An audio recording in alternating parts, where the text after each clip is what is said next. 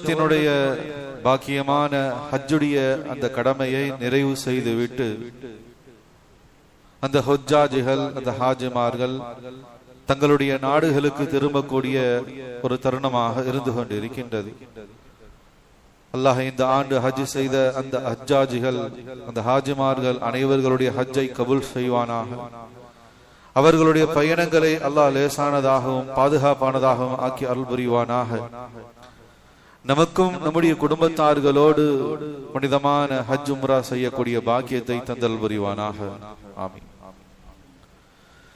கனிமிக்க அல்லாஹ்வினுடைய நல்லடியார்களே, ஹஜ்ஜுடைய அமல், அந்த புனித பூமியை நோக்கிய அந்த பயணம் ஒவ்வொரு முஸ்லிம்களினுடைய காதல் பயணமாக, ஒரு நேசத்தின் பயணமாக அமைய வேண்டும். நம்முடைய ஒவ்வொருவருடைய உள்ளத்திலும் துடிப்பும் ஆசையும் ஹஜ் செய்ய வேண்டும், உம்ரா செய்ய வேண்டும், அந்த புனித பூமிக்கு செல்ல வேண்டும் என்ற அந்த உணர்வுகள் எப்போதுமே இருந்து கொண்டே இருக்க வேண்டும். எனவே அந்த ஹஜ்ஜுடைய பயணம், புனித பூமியை நோக்கிய அந்த பயணம் ஒரு காதல் பயணமாக அமைய வேண்டும். ஏனென்றால் கண்ணியமிக்க அல்லாஹ்வுடைய நல்லடியார்களே, ஒரு நேசன் தன்னுடைய நேசனை அடைந்து கொள்வதற்காக எத்தனை தடை கற்கள் இருந்தாலும் அத்தனையும் தகர்த்தெறிவார்கள். தன்னுடைய நேசத்துக்குரியவர்களை பெற்றுக்கொள்ள வேண்டும், அவர்களுடைய அன்பை பெற்றுக்கொள்ள வேண்டும், அவர்களுடைய நேசத்தை நாம் அடைந்து கொள்ள வேண்டும் என்பதற்காக எத்தனை தடை கற்கள் குறுக்கிட்டாலும் அத்தனையும் தகர்த்தெறிந்து தன்னுடைய நேசர்களுடைய அன்பை, அந்த பாசத்தை, அந்த இணைப்பை ஏற்படுத்துவதற்காக முயற்சி செய்வோம். இதுதான் உலகத்தினுடைய யதார்த்தம், இயற்கை தன்மையாகவும் இருந்து கொண்டிருக்கின்றது. எனவே அதுபோல கண்ணியமிக்க அல்லாஹ்வினுடைய நல்லடியார்களே, இறை அடியார்கள், அல்லாஹ்வினுடைய அடியார்களாகிய நாம் அந்த இறை இல்லத்தை தரிசிக்க ஆசைப்பட வேண்டும். அல்லாஹ்விடத்திலே அதிகமாக ஆசைக்க வேண்டும், அதிகமாக துஆ செய்ய வேண்டும். யா அல்லாஹ், எங்களுக்கும் எங்களுடைய குடும்பத்தார்களுக்கும் அந்த புனித பூமிக்கு சென்று வரக்கூடிய பாக்கியத்தை, குடும்பமாக சென்று வரக்கூடிய அந்த பாக்கியத்தை எங்களுக்கு தந்தருள் புரிவாயாக என்பதாக ஆசையும் பட வேண்டும். அல்லாஹ்விடத்தில் அதிகமாக ஆசைக்க துஆ செய்யவும் நாம் கடமைப்பட்டு இருக்கின்றோம். கனிமிக்க அல்லாஹ்வுடைய நல்லடியார்களே, ஹஸரத் இமாம் அல் ஆலம் இப்னு சீரின் ரஹ்மத்துல்லாஹி அலைஹி அவர்கள் இதுபோன்று ஹஜ்ஜுடைய அமல்களை எல்லாம் நிறைவு செய்த அந்த காலகட்டம், தங்களுடைய ஹஜ்ஜை எல்லாம், ஹஜ்ஜுடைய அமல்கள் எல்லாவற்றையும் முடித்துவிட்டு காபாவிலே ஒரு பக்கத்திலே அமைதியாக அமர்ந்து கொண்டிருந்தார்கள். மிகப்பெரிய இமாம், கன உலகத்தினுடைய விளக்கத்தின் தந்தை என்பதாக போற்றப்படக்கூடியவர்கள் இப்னு சீரின் ரஹ்மத்துல்லாஹி அலைஹி அவர்கள். அமல்களை எல்லாம் நிறைவு செய்து விட்டு கபத்துல்லாவுக்கு அருகாமையிலே ஒரு இடத்திலே ஓய்வுக்காக அமர்ந்திருந்த தருணத்திலே ஒரு மனிதர் வந்து இப்னு சீரின் ரஹ்மத்துல்லாஹி அலைஹி அவங்க இடத்துல கேட்டார், இமாம் அவர்களே, ஹஜ்ஜுடைய அமல்களை எல்லாம் எல்லாருமே செய்து முடித்துட்டோம், நீங்க எங்கிருந்து ஹஜ்ஜுக்காக வந்தீங்க, உங்களுடைய நாடு எது என்பதாக சொல்லி அந்த மனிதர் கேட்டார். அப்ப ஹஸரத் இமாம் இப்னு சீரின் ரஹ்மத்துல்லாஹி அலைஹி அவங்க சொன்னாங்க, நான் தொலைதூர பயணத்தை மேற்கொண்டு இந்த ஹஜ்ஜுக்காக, ஹஜ்ஜுடைய அமலை நிறைவு செய்வதற்காக காபத்துல்லாஹுக்கு வந்திருக்கேன். மிக நீண்ட நெடிய தூரம் தொலைதூர பயணத்தை நான் மேற்கொண்டு வந்திருக்கின்றேன். நான் பக்தாதிலிருந்து, ஈராக்கிலிருந்து நான் மக்காவுக்கு வந்திருக்கிறேன் என்பதாக சொல்லி இப்னு சீரின் ரஹ்மத்துல்லாஹி அலைஹி அவங்க சொன்னார். இதை கேட்டுக்கொண்டிருந்த அந்த மனிதர் சொன்னார், அப்படியா, பக்தாதிலிருந்து வந்திருக்கீங்களா? அப்ப ஹரமுக்கு பக்கத்துல தான் இருக்கீங்க, ரொம்ப தூரம்லாம் கிடையாது, ஒரு நீண்ட நெடிய தூரம்லாம் கிடையாது, நீங்கள் மக்காவுக்கு பக்கத்துல தான் இருந்து கொண்டிருக்கீங்க. இமாமுக்கு ஆச்சரியமாக இருந்துச்சு. நாம தொலைதூர பயணம், இன்றைக்கு இருக்கக்கூடிய ஒரு போக்குவரத்து வசதிகளை போல ஒரு 1000 ஆண்டுகளுக்கு முன்னதாக கிடையாது. இப்னு சீரின் ரஹ்மத்துல்லாஹி அலைஹி அவர்கள் 400 ஹிஜ்ரி 500 போன்ற காலகட்டத்திலே வாழ்ந்தவர்கள். ஒரு 1000 ஆண்டுகளுக்கு முன்னதாக இப்படிப்பட்ட போக்குவரத்து வசதிகள் இல்லை. பக்தாதிலிருந்து மக்காவுக்கு வருவது என்பதும் சாதாரணமான ஒரு காரியம் அல்ல. கிட்டத்தட்ட இன்றைக்கு டிஸ்டன்ஸ் கால்குலேட் படி கிட்டத்தட்ட 1600 கிலோமீட்டர். இன்றைய வழிபாதையிலே, இன்றைய போக்குவரத்து வசதிகளுடைய அடிப்படையிலே இன்றைக்கு இருக்கக்கூடிய கிலோமீட்டருடைய அளவு 1600 கிலோமீட்டர் என்பதாக சொல்லப்பட்டிருக்கிறது. அப்ப அவங்களுடைய காலகட்டத்தில் எந்த விதமான அதிநவீன தொழில்நுட்ப வாகன வசதிகள் எல்லாம் இல்லை. ஒன்று கொடிநடையாக நடந்து ஹஜ்ஜிக்கு வருவாங்க, இல்லை என்பதாக சொன்னால் குதிரைகளிலும் ஒட்டகங்களிலும் பயணித்து ஹஜ்ஜிக்கு வருவாங்க. எனவே 1600 கிலோமீட்டர், கிட்டத்தட்ட 2000 கிலோமீட்டருக்கு பக்கமாக அவர்கள் ஹஜ்ஜுக்காக பக்தாதிலிருந்து மக்காவுக்கு வந்திருக்காங்க. எனவே இவ்வளவு தொலை தூரத்திலிருந்து நான் வந்திருக்கேன் அப்படின்னு சொன்ன சந்தர்ப்பத்தில் அந்த மனிதர் சொன்னார், ஹரமுக்கு பக்கத்துல தான் நீங்க இருக்கீங்க, உங்க நாடு ஒன்றும் பெரும் தூரத்துல தான் இல்ல, மக்காவுக்கு நீங்க பக்கத்துல சமீபத்துல தான் இருக்கீங்க அப்படின்னு சொல்லி சொன்னார். அப்பதான் இப்னு சிரீன் ரஹ்மத்துல்லாஹி அலைஹி அவர்கள் அந்த மனிதரிடத்துல கேட்டாங்க, சரிப்பா நீ எங்க இருந்து வர?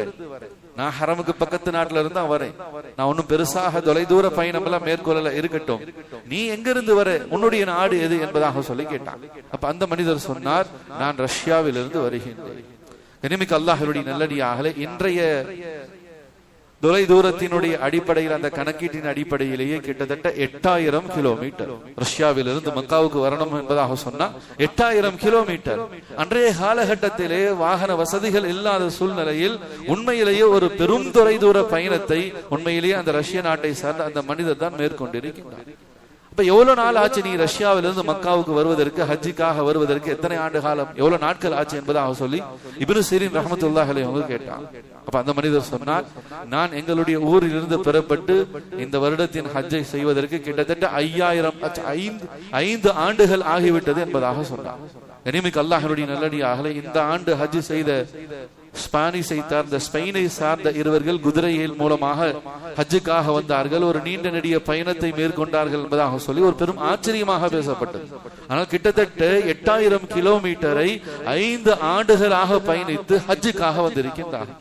அதனால்தான் நான் ஆரம்பத்திலே சொன்னேன், ஹஜ்ஜுடைய அமல், அந்த புனித பூமியை நோக்கி பயணிக்கக்கூடிய அந்த பயணம் என்பது ஒரு காதல் பயணம், இறை நேசத்தினுடைய அந்த பயணம், அந்த அல்லாஹ்வின் மீது உண்டான அந்த காதல், அந்த இறை அன்பு, அந்த நேசம் இருந்தால்தான் இப்பேற்பட்ட பயண தூரங்கள், அதனுடைய சிரமங்கள் எல்லாம் ஒன்றும் தெரியாது, மிக சர்வ சாதாரணமாக எண்ணப்படும்.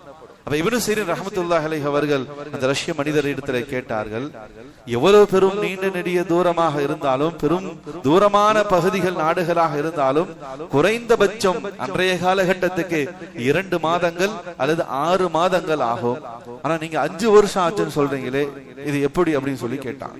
அப்ப அந்த மனிதர் சொன்னார், நாங்க எங்க ஊர்ல இருந்து கிளம்புவோம், ஹஜ்ஜுக்கு தேவையான அந்த பொருட்கள், உணவுகள் எல்லாத்தையும் எடுத்துக்கிட்டு நாங்க ஹஜ்ஜுக்காக கிளம்பி வந்துகிட்டு இருப்போம், வரும் வழியில அந்த பொருட்கள் எல்லாம் தீர்ந்து போயிடும். எனவே ஒரு இடத்திலே தங்குவோம், ஒரு 6 மாத காலங்கள் அந்த ஊர்ல வேலை செய்வோம், கஷ்டப்பட்டு வேலை செய்து ஹஜ்ஜுக்கான அந்த பயணத்துக்கான வசதிக்கான அந்த பணங்களை, அந்த பொருட்களை எல்லாம் வாங்கி கொண்டு திரும்பவும் நாங்கள் நடக்க ஆரம்பிப்போம், திரும்பவும் பயணிப்போம். இப்படியே ஒவ்வொரு 2 மாதம், ஒவ்வொரு 6 மாதங்களுக்கு இடையே ஒவ்வொரு ஊரிலும் 6 மாதங்களுக்கு மேலாக தங்கி அங்கு கூலி வேலைகளை செய்து அதில் வரக்கூடிய காசு பணத்தை வைத்துக் கொண்டு மேற்கொண்டு ஹஜ் பயணத்தை நாங்கள் மேற்கொண்டு ஹஜ்ஜுக்கு வருவதற்கு எங்களுக்கு 5 ஆண்டுகள் ஆகிவிட்டது என்பதாக சொன்னார். சுப்ஹானல்லாஹ். கனிமிக்கு அல்லாஹ்வுடைய நல்லடியார்களே, இதுதான் காதல் பயணமாக இருந்து கொண்டிருக்கின்றது. எனவே நம் ஒவ்வொருவருடைய உள்ளத்திலும் அந்த துடிப்பு, அந்த நேசம் வேண்டும். அல்லாஹ்வுடைய பெரிய கிருபையிலே இந்த ஆண்டினுடைய ஹஜ்ஜை நிறைவு செய்து விட்டு ஹஜ்ஜாஜிகள், அந்த ஹுஜ்ஜாஜிகள், ஹாஜிமார்கள் தங்களுடைய நாடுகளுக்கு திரும்ப ஆரம்பித்து விட்டார்கள். வரக்கூடிய அவர்களை நாம் கண்ணியப்படுத்தணும், அவர்களிடத்தில் முசாபஹா செய்யணும். அவர்கள் தங்களுடைய வீடுகளுக்கு செல்வதற்கு முன்னதாகவே யார் அந்த ஹாஜிமார்களை முசாபஹா செய்யறாங்களோ அல்லாஹ் அவங்களுடைய பாவங்களை மன்னிச்சிடறான். வீட்டுக்கு போயிட்டு அந்த பவர் குறைஞ்சிரும். எனவே அவங்க வீடுகளுக்கு போறதுக்கு முன்னதாகவே குறிப்பிட்ட குறைந்தபட்சம் அல்லது விமான நிலையத்திலோ அல்லது அவர்கள் ஊரிலே வந்து இறங்கக்கூடிய எல்லை பகுதியிலேயோ அவர்களை சந்தித்து நாம் அவர்களிடத்தில் முசாபஹா செய்து அவர்களிடத்தில் நமக்காக துவா செய்ய சொன்னால் அவர்களுடைய துவாவும் கபூலாகிறது என்பதாக ஹதீஸ்ல வந்து இருக்கின்றது. கண்ணியமிக்க அல்லாஹ்வுடைய நல்லடியார்களே, ஒவ்வொருடைய உள்ளத்திலும் ஆசை வர வேண்டும். இன்ஷா அல்லாஹ் வாய்ப்புகள், வசதிகள் இருக்கக்கூடியவர்கள் அடுத்த ஆண்டினுடைய ஹஜ்ஜுக்காக இப்போதிருந்து நாம் முயற்சி செய்ய வேண்டும். அடுத்த ஆண்டு ஹஜ் செய்வதற்காக என்னிடத்துல சக்தி இருக்கு இல்ல, என்னிடத்துல வசதி இருக்கு இல்ல, நான் ஏழை பணக்காரன், இந்த எந்த பாகுபாடும் அல்லாஹுக்கு இல்லை. ஏன்னா ஹஜ் செய்தவர்களுடைய ஒரு பெரிய லிஸ்ட் எடுத்துக்கிட்டோம் என்பதாக சொன்னா சாதாரணமான மனிதர்கள், பெரிய வசதி வாய்ப்புகளோ சொத்து செல்வங்களோ இது எதுவும் இல்லாத சாதாரணமான கூலி தொழிலாளிகள் பல பேர் ஹஜ் செய்திருக்கின்றார்கள். டெல்லியிலே ஆட்டோ ரிக்ஷா ஓட்டக்கூடிய எத்தனையோ ரிக்ஷாக்காரர்கள் ஹஜ் செய்துட்டு வந்திருக்காங்க. பல ஊர்கள்ல வெறும் சாதாரணமான முறையில சந்தையில வெங்காயம் விற்கக்கூடிய வெங்காய வியாபாரிகள் ஹஜ் செய்திருக்காங்க. பல ஊர்கள்ல 1 ரூபாய்க்கும் 2 ரூபாய்க்கும் 5 ரூபாய்க்கும் ஐஸ் விற்கக்கூடிய அந்த ஐஸ்காரர்கள் எல்லாம் ஹஜ் செஞ்சிருக்காங்க. இது எதுவும் கதையோ கற்பனைகளோ அல்ல, உண்மையான வரலாற்று நிகழ்வுகள். கண்ணியமிக்க அல்லாஹ்வுடைய நல்லடியார்களே, துடிப்பும் ஆசையும் அல்லாஹ்விடத்தில் திரும்ப திரும்ப பிடிவாதமாக ஆசைக்கவும் நாம் செய்தால் நிச்சயமாக நமக்கும் நம்முடைய குடும்பத்தார்களோடு அந்த புனித பூமிக்கு செல்வதற்கான அந்த வாய்ப்பை அல்லாஹ் நிச்சயமாக தரக்கூடியவனாக இருந்து கொண்டிருக்கின்றான். எனவே நாம் அல்லாஹ்விடத்தில் அதிகமாக துஆ செய்ய கடமைப்பட்டு இருக்கின்றோம். கண்ணியமிக்க அல்லாஹ்வுடைய நல்லடியார்களே, அல்லாஹ் ஜல்ல சுப்ஹானஹு வ தஆலா நாம் செய்யக்கூடிய சிறிய அமல்களோ அல்லது பெரிய அமல்களோ அனைத்திற்கும் அபரிதமான கூலிகளை அல்லாஹ் வழங்கக்கூடியவனாக இருந்து கொண்டிருக்கின்றான். அல்லாஹ் தன்னுடைய திருமறையில சுட்டி காட்டுகின்றான், இன்னல்லதீன ஆமனு வ அமிலுஸ் ஸாலிஹாத், ஈமான் கொண்ட நிலையிலே ஆணாக இருக்கட்டும் பெண்ணாக இருக்கட்டும் நல் அமல்களை, ஒரு சிறிய அமலாக இருக்கட்டும் ஒரு பெரிய அமலாக இருக்கட்டும், நல்ல அமல்களை சாலிஹான அமல்களை யார் செய்து வருகின்றார்களோ சயஜஅலு லஹுர் ரஹ்மானு உத்தா, அல்லாஹ்வுடைய நேசமும் அவர்களுக்கு கிடைக்கும். அகிலத்தின் அனைத்து படைப்புகளுடைய நேசத்தையும் அல்லாஹ் அந்த அடியாருக்கு வழங்குவான் அப்படின்னு சொல்லி அல்லாஹ் தன்னுடைய திருமறையில சுட்டி காட்டுகின்றான். எனவே கண்ணியமிக்க அல்லாஹ்வுடைய நல்லடியார்களே, அல்லாஹ்வுக்கு விருப்பமான சுன்னத்தான நஃபிலான அந்த அமல்களை செய்வதனால் அல்லாஹ்வுடைய நெருக்கம் கிடைப்பது மட்டுமல்ல, அகிலத்தின் அத்தனை படைப்புகளினுடைய நேசமும் நெருக்கமும் நமக்கு கிடைக்கக்கூடியதாக இருக்கின்றது. எனவே நல் அமல்கள் மூலமாக நஃபிலான அமல்களில் நாம் அதிகமான முறையில் கவனம் செலுத்த கடமைப்பட்டிருக்கின்றோம். இன்னும் அல்லாஹ் குர்ஆன்ல சுட்டி காட்டுகின்றான், மன் ஜாஅ பில் ஹஸனதி ஃபலஹு அஷ்ர அம்சாலிஹா, நீங்க ஒரு அமல் செய்தால் அந்த அமலுக்கு அஷ்ர அம்சாலிஹா 10 மடங்கு நன்மையை வழங்குகின்றோம். ஒன்றுக்கு ஒன்றல்ல, ஒன்றுக்கு 10 மடங்கு கூலியை நாம் வழங்கக்கூடியவனாக இருக்கிறோம் என்பதாக அல்லாஹ் தன்னுடைய திருமறையில் சுட்டி காட்டுகின்றான். கண்ணியமிக்க அல்லாஹ்வுடைய நல்லடியார்களே, நம்மால் இயன்ற வரைக்கும் நஃபிலான சுன்னத்தான அமல்களில் எல்லா காலங்களிலும் அதிகமாக நாம் ஈடுபட கடமைப்பட்டு இருக்கின்றோம். கண்ணியமிக்க அல்லாஹ்வுடைய நல்லடியார்களே, அல்லாஹ்வுடைய பெரிய கிருபையிலே ஹஜ்ஜுக்கு செல்லணும்னு சொன்னா ஒரு பெருங்கொண்ட செலவாகும், ஒரு பெருங்கொண்ட ஒரு பயணம் இருக்கு, ஒரு பெருங்கொண்ட நாட்கள் கிட்டத்தட்ட ஒரு 30 நாட்கள், 1 மாதம் 1.5 மாத காலங்கள் முழுவதுமாக அங்கு பிடித்துக் கொள்ளும். அது அல்லாமல் தயாரிப்பு என்ற ரீதியிலே நீண்ட நெடிய நாட்கள் அதற்காக எடுத்துக்கொள்ளும். ஆனால் கண்ணியமிக்க அல்லாஹ்வுடைய நல்லடியார்களே, நபி ஸல்லல்லாஹு அலைஹி வஸல்லம் அவர்கள் சொன்னார்கள், ஊரில் இருந்து கொண்டே, நம்முடைய இருப்பிடத்தில் இல்லத்தில் இருந்து கொண்டே, நம்முடைய மஹல்லாவிலே நாம் இருந்து கொண்டே லட்சோப லட்ச ஹஜ்ஜினுடைய நன்மைகளை நம்மால் பெற்றுக்கொள்ள முடியும். லட்சோப லட்ச ஹஜ்ஜினுடைய நன்மைகளை பெற்றுக்கொள்ளக்கூடிய அந்த அமல்களை நபி ஸல்லல்லாஹு அலைஹி வஸல்லம் அவர்கள் சொல்லிக் கொடுத்திருக்கின்றார்கள். ஹஜ்ஜுக்கு போய் ஹஜ்ஜுடைய நன்மையை பெறுவது ஒரு புறம், ஹஜ்ஜுக்கு செல்லாமல் அந்த புனித பூமிக்கு செல்லாமல் நம்முடைய ஊரிலே நம்முடைய பகுதியிலே நம்முடைய மஹல்லாவில் இருந்து கொண்டே லட்சோப லட்ச ஹஜ்ஜினுடைய நன்மைகளை பெறுவதற்கான அந்த நல் அமல்களும் நமக்கு முன் எடுத்து காட்டப்பட்டிருக்கின்றது. அந்த அமல்களை செய்வதன் மூலமாக ஹஜ்ஜினுடைய உம்ராவினுடைய நன்மைகளை அல்லாஹ் நமக்கு வழங்கக்கூடியவனாக இருந்து கொண்டிருக்கின்றான். இந்த அமல்களை செய்வதன் மூலமாக நபி ஸல்லல்லாஹு அலைஹி வஸல்லம் அவங்க காட்டி கொடுத்த அந்த சுன்னத்தான நஃபிலான இந்த அமல்களை செய்வதன் மூலமாக ஹஜ்ஜினுடைய நன்மை கிடைக்கும். இன்னொன்று, ஹஜ் செய்வதற்கான அல்லாஹ் அருள் புரிவதற்கு வழிவகையும் செய்யும்.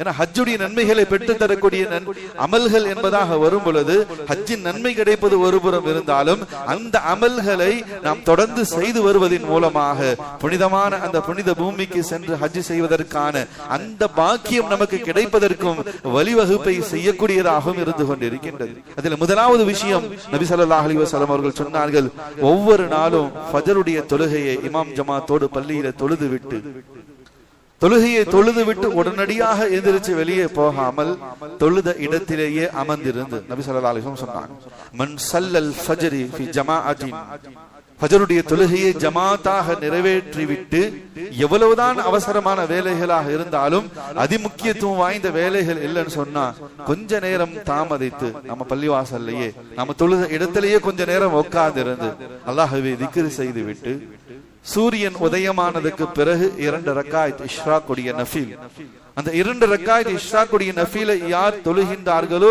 கானத் லஹு கஅஜ்ரி ஹஜ்ஜதன் வல் உம்ரதன், ஹஜ் செய்த உம்ரா செய்த நன்மை அல்லாஹ் வழங்குகின்றார்.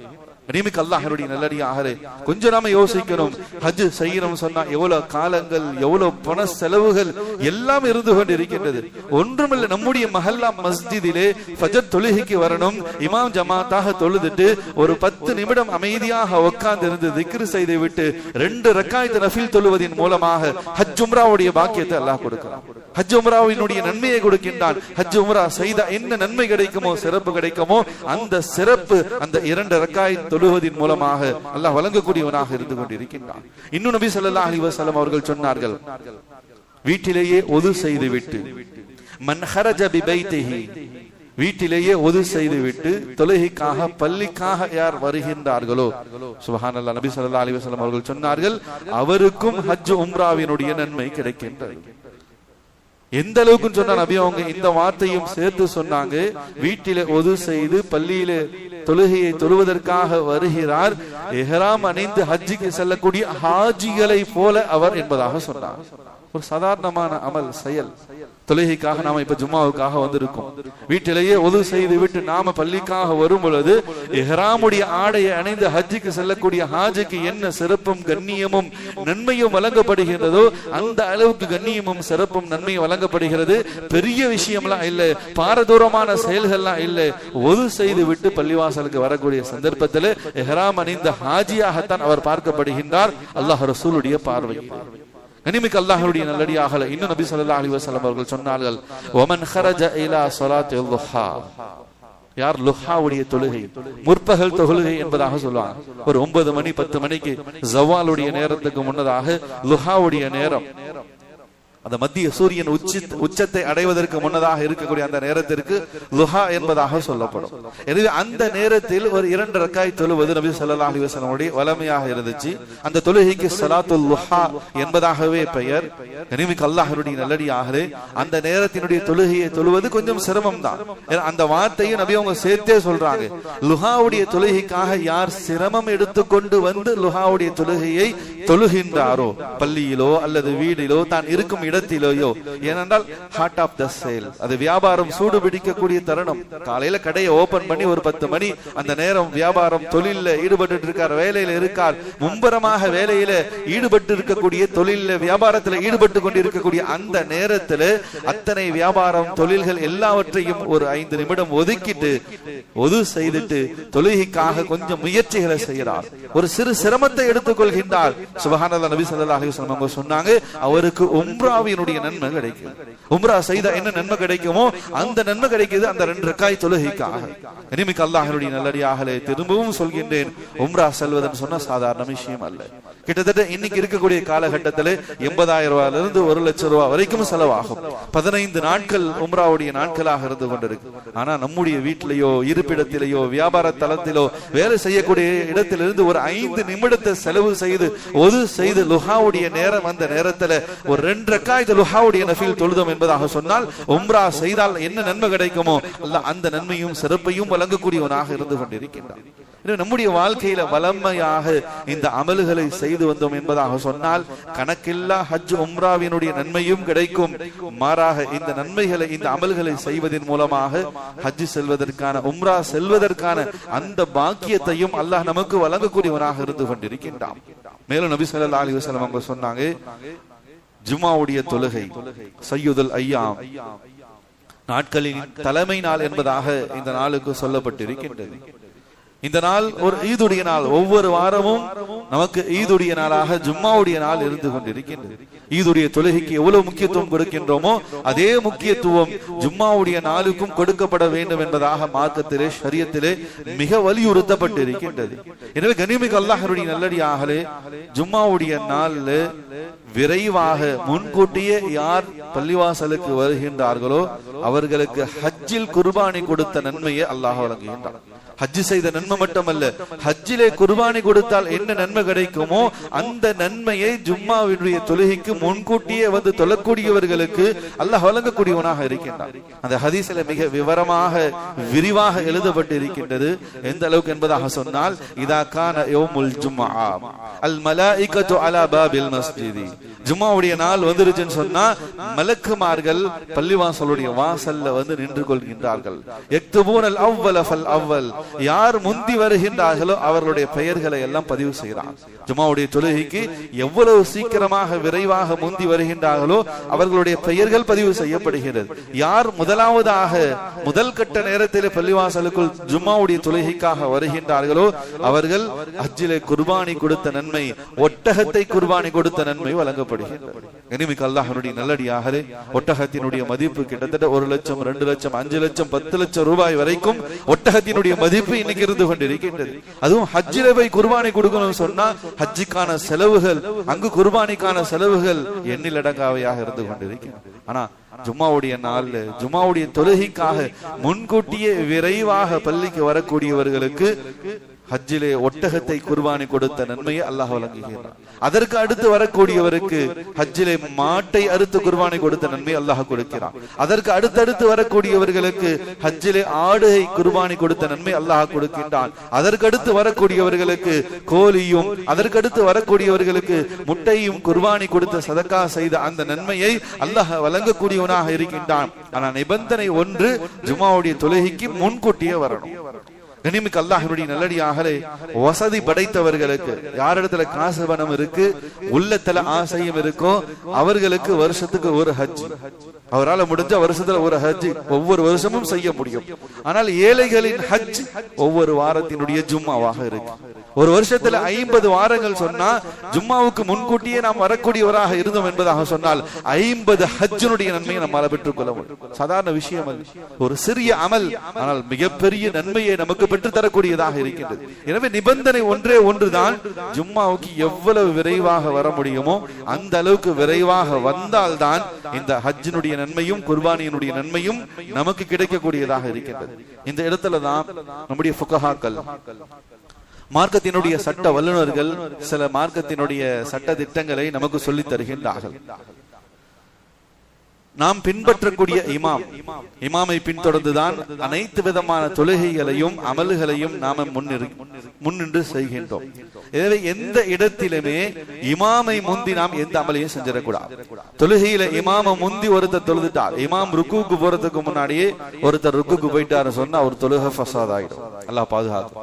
அவர் தொழுகை முறிஞ்சு போயிடும், அவர் திரும்ப தொழுகணும். இமாம் சஜிதாவுக்கு போறதுக்கு முன்னாடி ஒருத்தர் சஜிதாவுக்கு போயிட்டார், இமாம் சஜிதாவிலிருந்து எந்திரிக்கிறதுக்கு முன்னாடியே ஒருத்தர் சஜிதாவிலிருந்து எந்திரிச்சிட்டார். இமாமை முந்துவது தொழுகையில அமல்கள்ல அது பாவத்துக்குரிய காரியமாக இருந்து கொண்டிருக்கின்றது. ஆனால் 2 இடத்திலே இமாமை முந்தி முக்ததிகள் அமல் செய்யக்கூடியவர்கள் செயல்படுவது எண்ணிலடங்கா நன்மையை பெற்று தரக்கூடியதாக இருக்கிறது என்பதாக ஹதீஸிலே வந்திருக்கின்றது. தொழுகையில அமல்கள் எந்த இடத்திலும் இமாமை நம்ம முந்திடக்கூடாது, இமாமை பின்தொடர்ந்துதான் நம்முடைய அமல்கள் இருக்கிறோம். ஆனா 2 இடத்துல இமாமை முந்தினால் தான் அமல்கள் நன்மை அதிகமாக வழங்கப்படுகிறது. ஒன்று ஹதீஸில வந்திருக்கின்றது, ஈதுடைய நாளிலே இமாம் முசல்லாவிற்கு வருவதற்கு முன்னதாகவே முசல்லிகள் தொழுகைக்காக பள்ளிக்கு வந்து தக்பீர் சொல்வது அதிகமான நன்மை கிடைக்கும். இந்த இடத்துல இமாமை முந்த வேண்டும். இமாம் வந்த பிறகு பள்ளிவாசலுக்கு வரதில்லை, இமாம் வருவதற்கு முன்னதாகவே ஈதுடைய நாட்களில் தக்பீர் சொல்வதற்காக பள்ளிவாசலுக்குள்ள வந்து தக்பீர் சொல்வது அதிகப்படியான நன்மைகளை பெற்று தரக்கூடியதாக இருக்கின்றது. இரண்டாவது, ஜும்மாவுடைய நாளை பொறுத்த வரைக்கும் இமாம் வந்து பயான் செய்ய ஆரம்பிக்கும் வரைக்கும் தான் மலக்குகள் வாசல்ல இருப்பாங்க. அவங்க பதிவேடுகளை விரித்து வைத்துக் கொண்டு யார் வருகிறார்கள் என்பதாக அந்த பெயர்களை பதிவு செய்வாங்க.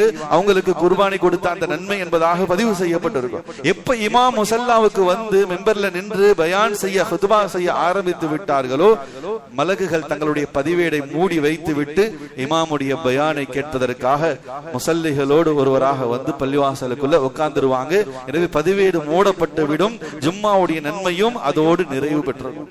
அதுக்கு பிறக்கூடிய வரவங்களுக்கு ஜும்மா தொழுத அந்த கடமையை நிறைவேற்றினார்கள் என்ற அந்த நிலை மட்டும் தான் இருக்குமே தவிர ஜும்மாவுக்குரிய சிறப்புகளும் உயர்வான அந்த வெகுமதிகளும் நிச்சயமாக கிடைக்காது.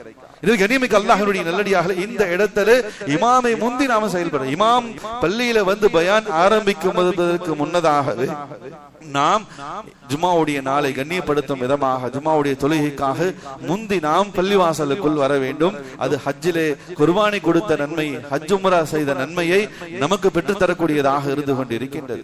அதே போல கண்ணியமிக்க அல்லாஹ்வுடைய நல்லடியார்களே, இன்னும் நபி ஸல்லல்லாஹு அலைஹி வஸல்லம் அவங்க சொன்னாங்க, யார் ஒருவர் மார்க்க கல்வியை கற்றுக்கொள்வதற்காக தீனுடைய மார்க்கத்தினுடைய சட்ட திட்டங்களை ஈமான் இஸ்லாத்தை அறிந்து கொள்வதற்காக பள்ளிவாசலுக்கு வந்து செல்கின்றாரோ அவர் வந்து செல்லக்கூடிய ஒவ்வொரு முறையும் ஹஜ் உம்ரா செய்த நன்மையை அல்லாஹ் வழங்குகின்றான். இனிமிக்கு அல்லாஹ்வுடைய நல்லடியார்களே, நான் சொன்ன இந்த அமல்கள் எல்லாமே ஃபஜ்ருடைய தொழுகை தொழுது இஷ்ராக் வரைக்கும் அமர்ந்து 2 ரக்காத் இஷ்ராக் தொழுவது, தொழுகைக்காக ஒவ்வொரு ஜமாத்துடைய இமாம் ஜமாத்துடைய ஃபர்லான தொழுகைக்காக வீட்டிலேயே ஒது செய்துவிட்டு பள்ளிக்கு வருவது, முற்பகலுடைய லுஹாவுடைய நேரத்தில் 2 ரக்காத் லுஹா தொழுவது, ஜும்மாவுக்கு முன்கூட்டியே வருவது, அதே போல தீனுடைய விஷயங்களை கற்றுக்கொள்வதற்காக பள்ளிவாசலுக்கு வருவது, இது எல்லாம் எண்ணிலடங்கா ஹஜ் உம்ராவினுடைய நன்மையை நமக்கு பெற்றுத்தரக்கூடிய இருந்து கொண்டிருக்கின்றது. கனிமிக்கு அல்லாஹ்வுடைய நல்லடியாக நம்முடைய பிள்ளைகள் தீனுடைய கல்வியை கற்றுக்கொள்வதற்காக பள்ளிவாசலுக்கு வராங்க, மக்தபுடைய மதரசாக்களுக்கு வராங்க. ஒவ்வொரு முறையும் அவர்கள் வந்துவிட்டு செல்லும் பொழுது ஹஜ் உம்ரா செய்த அந்த நன்மையை பெற்றுக்கொண்டுதான் செல்கின்றார்கள். இந்த இடத்துல தீனுடைய கல்விக்கு அல்லாஹ் ரசூல் கொடுத்திருக்கக்கூடிய முக்கியத்துவத்தை நாம் சற்று சிந்திச்சு பார்க்க கடமைப்பட்டு இருக்கின்றோம். கனிமிக்கு அல்லாஹ்வுடைய நல்லடியாகவே ஒரு விஷயத்தை நாம் இங்கே விளங்கணும், நம்முடைய உள்ளத்துல நாம் ஆள் மனதிலே இதை பதிய வைக்கணும். நம்முடைய பிள்ளைகளுக்கு பெற்றோர்களாகிய நாம் கொடுக்க வேண்டிய முதன்மையான கல்வி ஈமானிய கல்வி. இதுல நாம் அதீத கவனம் செலுத்தணும், அல்லாஹ் பாதுகாக்கணும். சமீப காலங்கள்ல இதுல மிகப்பெரிய பலகீனம் இருந்து கொண்டிருக்கின்றது.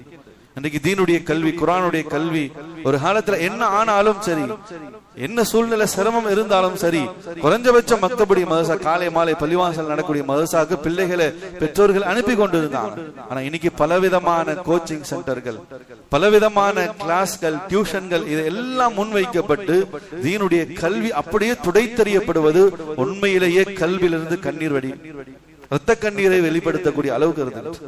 பலவிதமான உலக காரணங்கள், அந்த கிளாஸுக்கு போயிட்டாங்க, அந்த சிலம்பாட்டத்துக்கு போயிட்டாங்க, கராத்தே கிளாஸ் போயிட்டாங்க, அந்த டியூஷன் இருக்கு, கம்ப்யூட்டர் கிளாஸ் இருக்கு, அபாகஸ் கிளாஸ் இருக்கு, இப்படி பலவிதமான வகுப்புகளை காரணம் காட்டி நம்முடைய பிள்ளைகளுக்கு ஈமான் கொண்ட நாம் கொடுக்க வேண்டிய அந்த ஈமானிய கல்வி இன்னைக்கு கொடுக்கப்படாமல் இருந்து கொண்டிருக்கு. கனிமிக்கு அல்லாஹ்வுடைய நல்லடியாகவே இந்த ஈமானிய கல்வியினுடைய இந்த பாக்கியம் எந்த பிள்ளைக்கு ஈமானுடைய கல்வி கொடுக்கப்பட்டிருக்கோ, எந்த குடும்பத்தில் ஈமானிய சூழ்நிலைகள் இருந்து கொண்டிருக்கோ, அது ஆண் பிள்ளையாக இருக்கட்டும் பெண் பிள்ளையாக இருக்கட்டும், பேணுதலுடைய வாழ்க்கையை அவங்க வாழ்வாங்க. ஒரு வெட்க உணர்வோடு, ஆண்களுக்கு இருக்க வேண்டிய வெட்க உணர்வு, அதிலும் குறிப்பாக பெண்களிடத்தில் அந்த ஹயா, அந்த வெட்க உணர்வு இன்னும் மேலோங்கி இருக்கணும். அந்த வெட்க உணர்வுகள், அந்த பேணுதலுடைய வாழ்க்கை, இறையச்சம், அல்லாஹ்வுடைய பயம். பள்ளிவாசலுக்கு பிள்ளைகளை அழைச்சிட்டு வரணும். நம்முடைய ஆண் பிள்ளைகள் நாம தொழுகைக்கு வரும்போது நம்முடைய பிள்ளைகளையும் சேர்த்து அழைச்சிட்டு வரணும். மதரசாவுக்கு அவர்களுக்கு அனுப்பி விடணும். ஆண் பிள்ளைகளை பெண் பிள்ளைகளை மதரசாவுடைய ஈமானிய கல்விக்கு முக்கியத்துவம் கொடுக்கணும். அப்பதான் அவங்களுடைய உள்ளத்துல கொஞ்சமாச்சு அல்லாஹ்வுடைய அச்சம். யார் பார்க்கிறாங்களோ இல்லையோ, என்ன படைச்ச ரப்புல் ஆலமீன் பார்த்துக்கிட்டு இருக்கான். அவனுடைய பார்வையிலிருந்து நாங்க யாருமே தப்பிட முடியாது. எனவே அல்லாஹ்வுடைய அந்த பயம் இந்த ஈமானிய கல்வியின் மூலமாக தான் வரும்.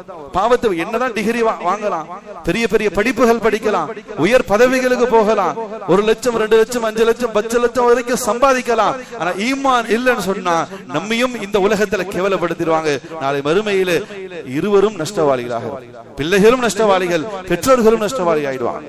பிள்ளைகளுக்கு அந்த ஈமானிய கல்வியை கொடுத்துட்டோம்னு சொன்னா அல்ஹம்துலில்லாஹ் பேணுதலுடைய வாழ்க்கை, இந்த வெட்க உணர்வோடு அந்த பெண் பிள்ளைகள் நடந்து கொள்வாங்க. ஒழுக்கமானவர்களாக, நற்குணம் உள்ளம் படைத்தவர்களாக அந்த பிள்ளைகள் செயல்படுவாங்க. ஆனா இது இன்னைக்கு இதுல இருக்கக்கூடிய அந்த பலகீனத்தினுடைய வெளிப்பாடு அல்லாஹ் பாதுகாக்கணும். அந்த வெட்க உணர்வுகள் என்பது கனிமிக்கு அல்லாஹ்வுடைய நல்லடியாகவே பெண் பிள்ளைகளுடைய அவர்களுடைய வளர்ப்புடைய விஷயத்திலே அல்லாஹ் ஒவ்வொரு இன்ச்சாக குர்ஆன்ல பாடம் எடுக்கிறான். எப்படி வளர்க்கணும், அவங்க வெளியில போயிட்டு வந்தா எப்படி போயிட்டு வரணும், எப்படி பேசணும், அடுத்த அந்நிய ஆண்களிடத்துல பேச வேண்டிய ஒரு நிர்பந்தம் சூழ்நிலைகள் வந்தா அந்த ஆண்களிடத்துல எப்படி பேசணும், எல்லாவற்றையும் இன்ச் பை இன்ச்சாக ஸ்டெப் பை ஸ்டெப்பாக அல்லாஹ் பாடம் நடத்துகின்றான் குர்ஆன்ல பல சூறாக்கள். நபிக்கு அல்லாஹ்வுடைய நல்லடியாக அல்லாஹ் குர்ஆன்ல சொல்கின்றான், வலா யத்ரிபன பி அர்ஜுலிஹின்ன, நீங்கள் வருவதை பிறருக்கு தெரியப்படுத்தக்கூடிய அமைப்பிலே நீங்கள் வீதிகளிலே நடந்து செல்லாதீங்க. குர்ஆன்ல சொல்லக்கூடிய வார்த்தை பெண்களுக்கு அல்லாஹ் சொல்கிறான். பெண் பிள்ளைகள் பெற்றெடுத்த அந்த குடும்பத்தார்கள், அந்த தகப்பன்மார்கள் கொஞ்சம் கவனமாக கேட்கணும். நம்முடைய பிள்ளை வெளியில போயிட்டு வருது சொன்னா பிறருடைய பார்வை ஈர்க்கக்கூடிய அமைப்புல அந்த பிள்ளையினுடைய உடை, பாவனை, நடை இருக்கக்கூடாது. பிறரை கவர்ந்து இழுக்கக்கூடிய அமைப்புல நீங்க போய் நடந்து போக கூடாது. உங்களுடைய நடை கூட அங்கு ஹயாவாக, நடைக்கு கூட பர்தா இருக்கு, நடைக்கு கூட ஹிஜாப் இருக்கு. நீங்க நடந்து போயிட்டு வரீங்கன்னு சொன்னா பிறருடைய பார்வை உங்கள் மீது படாத அளவுக்கு நீங்க போயிட்டு வாங்க.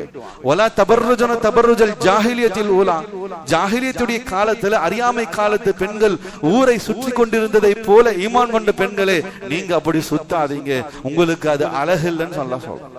கனிமிக்கு அல்லாஹ்வுடைய நல்லடியாக அல்லாஹ் என்ன மன்னிக்கணும், அல்லாஹ் என்ன மன்னிக்கணும், குறைக்காக சொல்லல. உம்மு சலமா ரலியல்லாஹு தஆலா நபி ஸல்லல்லாஹு அலைஹி வஸல்லம் உடைய மனைவி, உம்மஹாத்துல் முஃமினீன், முஃமின்களுடைய தாய். அவங்க சொல்றாங்க, ரஹிமல்லாஹு நிசாஅன் அன்சார், அன்சாரிகளுடைய பெண்களை பார்த்து நான் ஆச்சரியப்படுறேன், அல்லாஹ் உங்களுக்கு ரஹமத் செய்யட்டும்.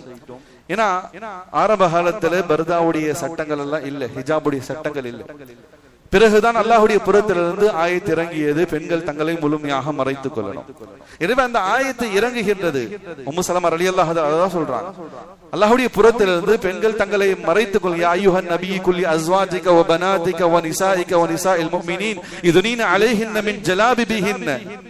நபியே, உங்களுடைய குடும்பத்தார்கள், உங்களுடைய மனைவி, உங்களுடைய பிள்ளை, முஃமினான பெண்கள் அனைவர்களுக்கும் சொல்லுங்க, தங்களை முழுமையாக மறைத்துக் கொள்ளக்கூடிய அந்த ஹிஜாபை அணிய சொல்லுங்க, தங்களுடைய முகத்தையும் மறைத்துக் கொள்ள சொல்லுங்க.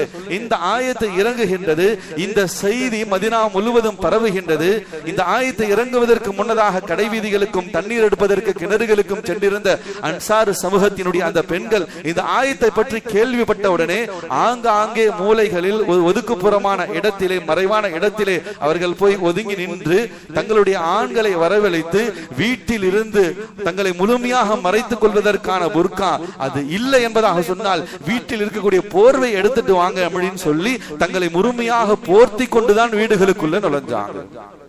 அதனால்தான் உம்மு சலமா ரலியல்லாஹு தஆலா சொன்னாங்க, ரஹிமல்லாஹு நிசாஅன் அன்சார், அல்லாஹ் அன்சாரி குலத்தினுடைய அன்சாரி பெண்களை அல்லாஹ் கிருபை செய்வானாக.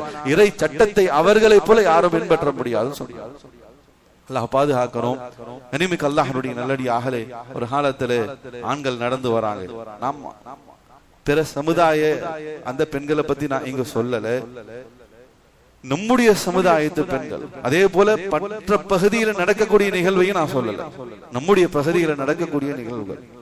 ஒரு காலத்துல ஆண்கள் வராங்க, அல்லது உலமாக்கள் வராங்க, ஜமா சாத்திகள் வராங்க அப்படின்னு சொன்னா நம்முடைய பெண்கள் எதிரில் வரக்கூடிய சூழ்நிலை, குடும்பத்தாடுகளோடு ஏதோ ஒரு சூழ்நிலையில வரக்கூடிய சூழ்நிலை சொன்னா ஒதுங்கி போயிடுவாங்க, அல்லது ஒரு இடத்துல ஓரமாக நின்று கொள்வாங்க. இதுதான் அதப், இதுதான் ஒழுக்கம். இதைத்தான் ஈமான் இஸ்லாம் இங்கு படிச்சு கொடுத்திருக்கின்றது. என்றைக்கும் இந்த உலகத்தினுடைய ஆடை கலாச்சாரம் எந்த அளவுக்கு சீரழிவுக்கு போனாலும் இந்த ஹிஜாபுடைய சட்டத்திலிருந்து ஒரு இன்ச்சு கூட ஷரியத் பின்வாங்க. ஒரு காலத்துல ஒழுக்கமாக அந்த பேணுதலோடு அந்த ஹயா வெட்க உணர்வுகளோடு ஒதுங்கி நிற்பாங்க அல்லது மறைந்து நிற்பாங்க. அல்லாஹ் பாதுகாக்கணும். இன்னைக்கு அப்படி பெண்கள் வந்தா நாம தான் தலையை குனிஞ்சுக்கிட்டு ஒதுங்கி போகக்கூடிய சூழ்நிலையாக இருக்கு. 2 சக்கர வாகனங்கள்ல அல்லது நடந்து செல்லக்கூடிய சந்தர்ப்பத்துல நம்முடைய வீட்டு பெண்கள், நம்முடைய வீட்டு பெண் பிள்ளைகள் போகக்கூடிய அந்த விதங்கள், நான் திரும்பவும் சொல்றேன், மாற்று சமுதாயத்து பெண்கள் போகக்கூடிய வரக்கூடிய விஷயத்தை நம்ம சொல்லல, நம்முடைய சமுதாயத்து பெண்கள், குறிப்பாக நம் வீட்டு பெண்கள் போகக்கூடிய வரக்கூடிய அந்த விதங்கள் உண்மையிலேயே அச்சுறுத்தலாக இருந்து கொண்டிருக்கின்றன. எனவே இது நம்முடைய ஷஹனுக்கு, நம்முடைய ஈமானுக்கு இது அழகானதல்ல. எனவே தீனுடைய கல்வி, ஈமானுடைய கல்வியை கொடுக்க வேண்டிய அந்த இல்மை நம்ம சரியாக கொடுத்துட்டோம்னு சொன்னா அந்த வெட்க உணர்வு தானாக வரும், அந்த ஹயா தானாக வரும், அந்த பேணுதல் தானாக வரும். அல்லாஹ்வுடைய அந்த பயம், அல்லாஹ் எங்களை பார்த்துக்கிட்டு இருக்கான், நாளை மறுமையில் அல்லாஹ் எங்களை தண்டிச்சிடுவான், உலகத்தில் அல்லாஹ் எங்களை கேவலப்படுத்திடுவான், அந்த பய உணர்வை ஈமானிய கல்வியை தவிர இந்த உலகத்தில் வேற எந்த கல்வியின் மூலமாக நம்முடைய பிள்ளைகளுக்கு கொண்டு போய் சேர்க்க முடியாது. எனவே நம்முடைய பிள்ளைகளுக்கு ஆரம்ப கல்வி எந்த எஜுகேஷன்ல கொடுக்கிறோமோ இல்லையோ, அவங்க மெட்ரிகுலேஷன்ல படிக்கட்டும், அல்லது சிபிஎஸ்இ சிலபஸ்ல படிக்கட்டும், அல்லது ஐசி சிலபஸ்ல படிக்கட்டும், என்னென்ன உலகத்தினுடைய அதி முக்கியத்துவம் வாய்ந்த மேலோங்கிய சிலபஸா எல்லாத்திலையும் படிக்க வைங்க, தப்பில்லை. இது எல்லாத்தையும் விட, இந்த கல்வியை கொடுப்பதை விட எங்களுடைய பிள்ளைக்கு அல்லாஹ்வை பற்றிய அந்த இல்மை, அல்லாஹுவை பற்றிய அந்த அறிவை, ஈமானிய இல்மை தான் ஒவ்வொரு பெற்றோர்களும் முதன்மையான கல்வியாக நம்முடைய பிள்ளைகளுக்கு கொடுக்க வேண்டும். அதுதான் எல்லா காலத்திலும் ஒழுக்கம் உள்ளவர்களாக கண்ணியமான வாழ்க்கையை வாழக்கூடிய பிள்ளைகளாக நம்முடைய பிள்ளைகளை உருவாக்கும் என்பதை நாம் மறந்துடக்கூடாது. நபி ஸல்லல்லாஹு அலைஹி வஸல்லம் சொன்னாங்க, அப்படிப்பட்ட அந்த ஈமானிய கல்வியை, அந்த தீனுடைய கல்வியை கற்றுக்கொள்வதற்காக ஒரு குழந்தை, ஒரு ஆண் பிள்ளை, ஒரு பெண் பிள்ளை மதரசாவுக்கு வந்துட்டு போறாங்க, பள்ளிவாசலுக்கு வந்துட்டு போறாங்க. நபி ஸல்லல்லாஹு அலைஹி வஸல்லம் சொன்னாங்க, ஒவ்வொரு முறை அவர்கள் வந்து செல்லும் பொழுதும் ஹஜ்ஜுடைய உம்ராவுடைய நன்மையை அல்லாஹ் வழங்கக்கூடியவனாக இருக்கின்றார். கனிமிக்க அல்லாஹ்வினுடைய நல்லடியார்களே, மேற் சொன்ன அத்தனை அமல்களும் சாதாரணமான சின்ன சின்ன அமல்கள் தான். ஆனால் நன்மைகள் எண்ணிலடங்கா நன்மைகளாக இருந்து கொண்டிருக்கின்றது. கனிமிக்க அல்லாஹ்வுடைய நல்லடியார்களே, நாளை மறுமையிலே ஒரு அடியான் மரணித்த பிறகு அல்லாஹ்வை சந்திப்பான். அல்லாஹ் ஜல்ல சுப்ஹானஹு வ தஆலா அவனுடைய பட்டோலையை, அந்த ஆமல் நாமல் பதிவேட்டு அந்த அடியான் இடத்துல கொடுப்பான்.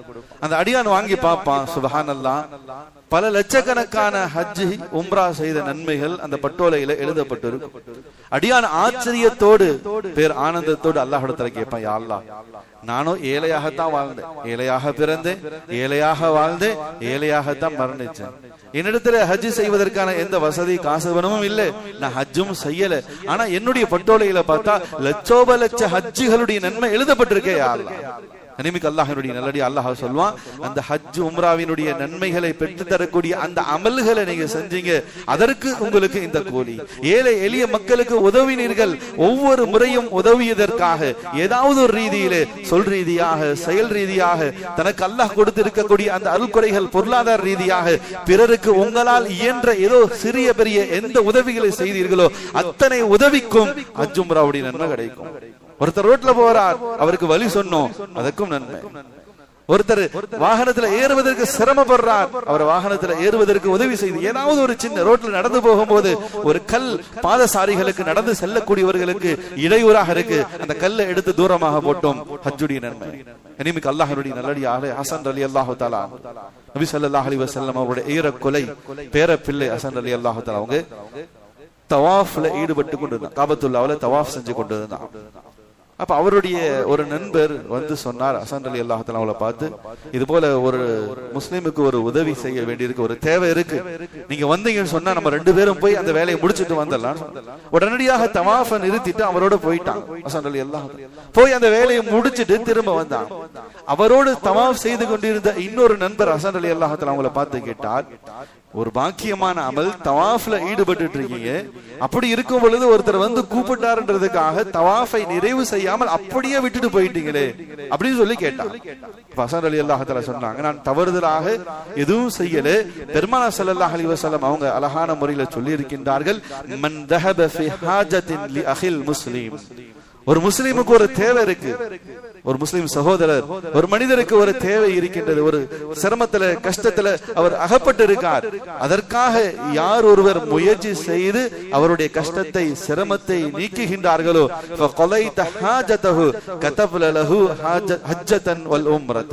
அப்படி அவருடைய சிரமத்தை, அந்த கஷ்டத்தை நீக்கினால் அல்லாஹ் ஹஜ் உம்ராவினுடைய நன்மையை தருகிறான் என்பதாக நபி அவங்க சொல்லி இருக்காங்க. எனவேதான் நான் தவாஃபை விட்டு அவருக்கு உதவுவதற்காக நான் சென்றேன். மேலும் நபி அவங்க சொன்னாங்க, வ இல்லம் யக்ல கதப்த லஹு உம்ரா, அப்படி ஒருத்தருக்கு உதவி செய்யறதுக்காக முயற்சி செய்து அது செய்ய முடியாம போயிடுச்சு, அவருக்கு எந்த உதவியும் செய்யல, அவருக்காக எந்த விதமான உபகாரத்தையும் செய்ய முடியல, ஏதோ ஒரு சூழ்நிலையினால் உதவி செய்ய முடியாமல் போய்விட்டது.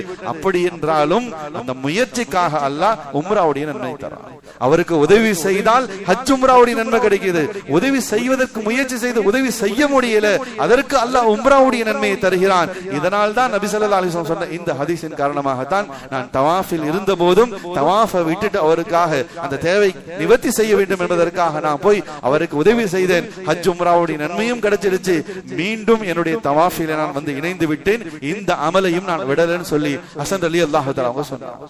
கனிமிக்க அல்லாஹ்வுடைய நல்லடியார்களே, பிறருக்கு இயன்ற உதவிகள், பொருள் ரீதியாக அல்லது வியாபார ரீதியாக, ஆலோசனைகள் ரீதியாக, ஏதோ ஒரு வகையிலே உலகத்தினுடைய மக்கள், உலகத்தினுடைய படைப்பினங்களுக்கு நாம் உதவி உபகாரங்களை புரிவதும் நமக்கு அதிகப்படியான ஹஜ்ஜினுடைய உம்ராவினுடைய நன்மையை பெற்று தரக்கூடியதாக இருக்கின்றது. கனிமிக்க அல்லாஹ்வுடைய நல்லடியார்களே, முஹம்மது இப்னு முன்கதிர் ரஹ்மத்துல்லாஹி அலைஹி மிகப்பெரிய மார்க்க மாமேதை இறைநேசர். அவங்களிடத்துல அவங்களுடைய நண்பர்கள் வந்து கேட்டாங்க, நீங்க வருஷம் வருஷம் ஹஜ்ஜிக்கு போறீங்க, ஒவ்வொரு வருஷமும் கடன் வாங்கிட்டு தான் ஹஜ்ஜிக்கு போறீங்க, அப்படி கடன் வாங்கிட்டு ஹஜ்ஜிக்கு போறோம்னு என்ன அவசியம் இருக்கு, உங்களுக்கு சிரமமாக இல்லையா? அப்ப முஹம்மது இப்னு முன்கதிர் ரஹ்மத்துல்லாஹி சொன்னாங்க, நான் ஹஜ்ஜிக்கு போறதே கடனை அடைக்கிறதுக்காக தான் சொன்னாங்க. அவங்களுடைய நண்பர்களுக்கு பெரிய ஆச்சரியமாச்சு. இல்லையே, நீங்க கடன் வாங்கிட்டு தான் ஹஜ்ஜுக்கு போறீங்க, எப்படி ஹஜ்ஜுக்கு போய் கடன் அடைப்பீங்க, இன்னும் உங்களுடைய கடன் அதிகமாக தான் ஆகும். முஹம்மது இப்னு முன்கதிர் ரஹ்மத்துல்லாஹி சொன்னாங்க, ஹஜ்ஜினுடைய அமலினால் அல்லாஹ் ஜல்ல சுப்ஹானஹு வ தஆலா செழிப்பை ஏற்படுத்துறான், அல்லாஹ் வளத்தை ஏற்படுத்துகின்றான். அந்த செழிப்பிலே அந்த வளத்திலே ஏற்பட்ட பரக்கத்தால் அல்லாஹ் என்னுடைய பொருளாதாரத்தில் பரக்கத்து செய்கிறான். எனவே சென்ற கடனையும் அடைச்சிறேன், அடுத்த முறை ஹஜ் செய்வதற்கான பரக்கத்தும் எனக்கு கிடைக்கிறது. எனவே நபி ஸல்லல்லாஹு அலைஹி வஸல்லம் அவர்கள் சொன்னார்கள், தாபிஉல் ஹஜ்ஜ வல் உம்ரத ஃபஇன்னமா யன்ஃபியானில் ஃபக்ர வஸ்ஸுனூப். ஹஜ்ஜும் உம்ராவும் நெருப்பு எப்படி இரும்பின் துருவை ஒன்றுமில்லாமல் நீக்கி விடுகின்றதோ, துருப்பிடிச்ச அந்த இரும்பை நெருப்புல காய்ச்ச காய்ச்ச அதனுடைய இரும்பு அந்த துரு எல்லாம் அகண்டு விட்டு அந்த இரும்பு பலபலன ஆகிடும், அழகாக ஆகிடும். எனவே அதுபோல ஹஜ்ஜும் உம்ராவும் ஒரு அடியானை ஏழ்மையை விட்டு பாதுகாத்துரும், ஏழ்மையை பரிசுத்தமாக நீக்கிவிடும் என்பதாக சொல்லி நபி அவங்க சொல்லியிருக்காங்க.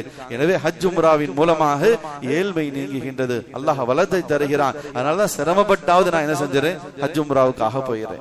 கனிமிக்க அல்லாஹ்வுடைய நல்லடியார்களே, ஒருபுறம் ஹஜ் உம்ராவுக்காக அடுத்த வரக்கூடிய ஆண்டிலே ஹஜ் செய்வதற்காக நாம் அதற்கான வாய்ப்புகள் வசதி இருக்கக்கூடியவர்கள் முயற்சி செய்யணும். மாறாக சொன்ன இந்த அமல்கள் சின்ன சின்ன அமல்கள், ஃபஜ்ருடைய தொழுகைக்கு பிறகு இஷ்ராக்குடைய நேரம் வரைக்கும் பள்ளியிலேயே அமர்ந்து இஷ்ராக் 2 ரக்காத் தொழுவது ஹஜ் உம்ராவுடைய நன்மை.